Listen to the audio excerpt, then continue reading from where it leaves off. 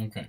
And then the second part of the theory of liquidity preference has to do with what's known as money demand. And what money demand, or the demand for money, is, or the easiest way to think about it is it's the demand to have money in your wallet. And I'm going to put that in scare quotes because I'm going to elaborate on that in the coming few minutes. Okay. But in order to do that, we're going to discuss two quick things. Okay. We're going to discuss the idea of liquidity and the interest rate. So what liquidity means in this class is it's the ease with which you can convert an asset into cash. Okay.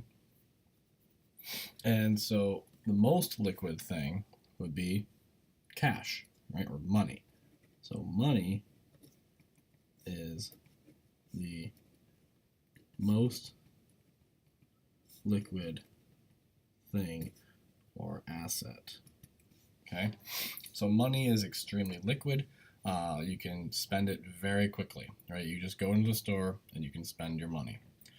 Stocks are also very liquid, but they're not nearly as liquid as money. Okay, so you can pretty easily convert a stock into cash just by selling it on the stock market. But you can't exactly go to the grocery store and give them like a share of Apple in exchange for groceries. Okay, houses are not very liquid, right? Because it turns out it's difficult to sell a house and convert it into cash, but it can be done, right? My shoes are extremely non-liquid because it'd be very difficult for me to convert them into cash. And so, liquidity is just the idea of how easy it is to turn this thing into cash. Okay, like my tape dispenser here that school has very generously given me. It's a very nice tape dispenser, as you can see. Scotch brand. Probably not very liquid. Okay. Okay. And then the second thing we want to talk about is the interest rate. Okay, and I'm going to define the interest rate in a way that you might not have thought about it before, but it makes sense. I think it makes the most sense. And the interest rate can be thought of as the opportunity cost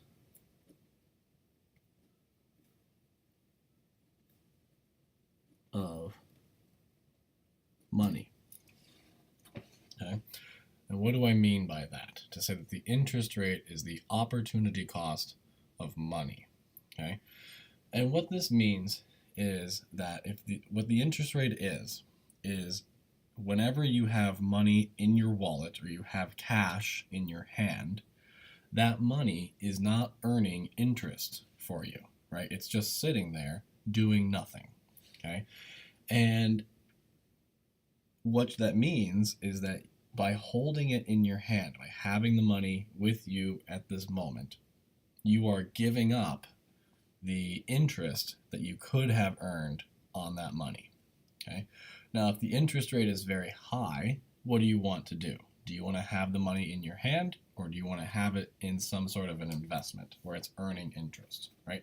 You're probably going to want to have it in an investment where it's earning interest, right? Again, think of it as you could have $1, or you could have $1 plus all the interest that you could earn. So this isn't you borrowing money. This is you lending money. Okay? And so I know most of you are more familiar with the other side where you borrow money, but that's a function of the fact that you guys are students and you're young. Okay? When you get older, you'll switch from being a borrower of money to being primarily a lender of money, right? When you save your money in the bank. And what this is saying is that at higher interest rates, you want to save more money. You want to put more money in the bank or more money in stock markets or anything like that. And at lower interest rates, you don't bother. You'd rather just have the money in your hand or in your wallet. Okay? And so when I say in your wallet, I don't literally mean in your wallet. I'm just using that as a point of reference. The real idea is that at high interest rates, you want to convert your dollars into some form of an investment where you'll actually be earning interest. Okay? And at low interest rates, you say, screw investments, I'd rather just have the dollars and be able to spend them now. So at low interest rates, you want to have a lot of liquidity. And at high interest rates, you don't care so much about liquidity. You'd rather have investments or bonds. Okay? And so what this says, if we draw that tendency, we get a demand for money that slopes down, right? Which again just says that at low interest rates, you want to have a lot of liquidity on hand, which is the same as saying you'd rather just have cash. And at high interest rates, you'd rather have less liquidity, right? So you can think of this as your demand for liquidity, which we typically just say money is the most liquid thing, so it's your demand for money, okay? Now, how does all of this stuff affect the aggregate demand and aggregate supply curve? In a sense, how the hell does monetary policy work? Okay, and so let's go through this, right? So first off, let's put our money supply and our money demand curves together, incidentally, for the first time in this class. There's our demand, and here's our supply, okay? And there's our interest rate and our quantity, okay? And so at this interest rate, right, people will be making and taking loans, and this will be the quantity of money, okay? Now let's say the Fed decides to increase the increase the supply of money, okay? So if they increase the supply of money, what this will do is it will reduce or lower the interest rate, okay? And so what they're doing, what do people do when the interest rate falls, right? When the interest rate falls, they want to have more cash on hand, right? If the interest rate is lower, we want to have more liquidity or more cash in our wallets. And with more cash in our wallets, we start to spend more, okay? So let's put that on our aggregate demand and short-run aggregate supply curve and long-run aggregate supply curve. Okay, and so if we did that, then aggregate demand would shift out to the right. Okay. And so what we can also say is that if we want to simplify this a little bit, let's do the opposite case. Okay, so if the Fed reduces the supply of money, that will raise the interest rate, which, if I ignore short-run aggregate supply and long-run aggregate supply up here, then all that would be is a decrease in the aggregate demand curve, okay? So, to show you another way of thinking about this, well, actually, let's just do this part real quick.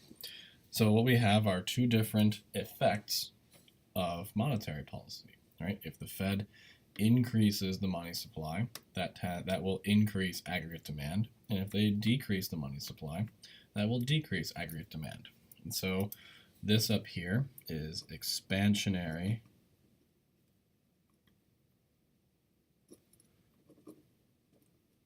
monetary policy. Right? Expansionary because it's increasing aggregate demand, and monetary policy because we're using the money supply, or rather the tools of the Fed. Okay? And this would be contractionary.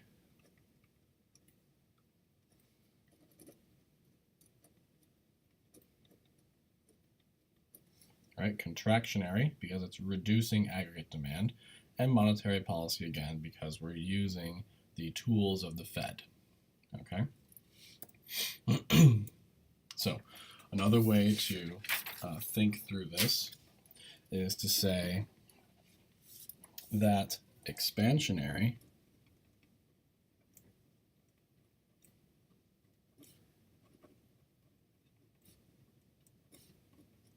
monetary policy. So first, the Fed increases the supply of money. Okay, let me draw that for you.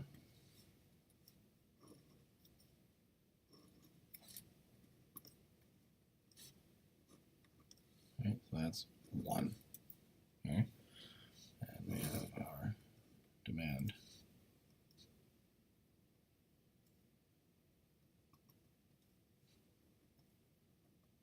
Okay, the second effect is that this will decrease the interest rate. Right? This is R1 to R2. Okay? And the third step is that people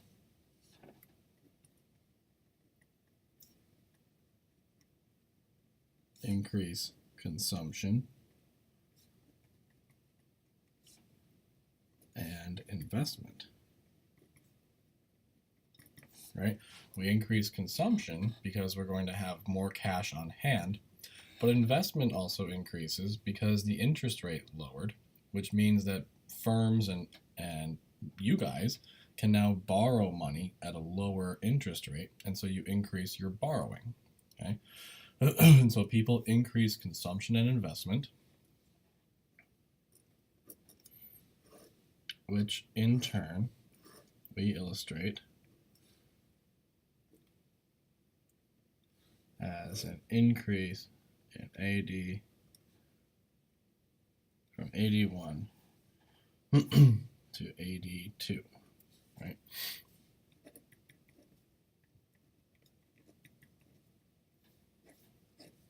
Okay. So first, the Fed expands the money supply. That results in a decrease in the interest rate, which increases aggregate demand. And for contractionary,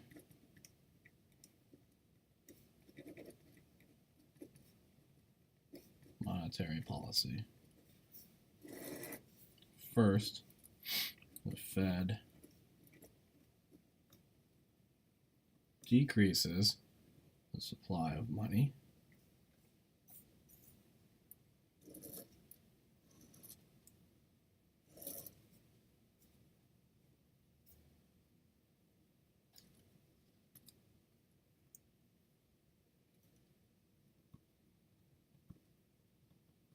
Okay. That in turn, so this is step 1, this is step 2, increases the interest rate R1 to R2, and that in turn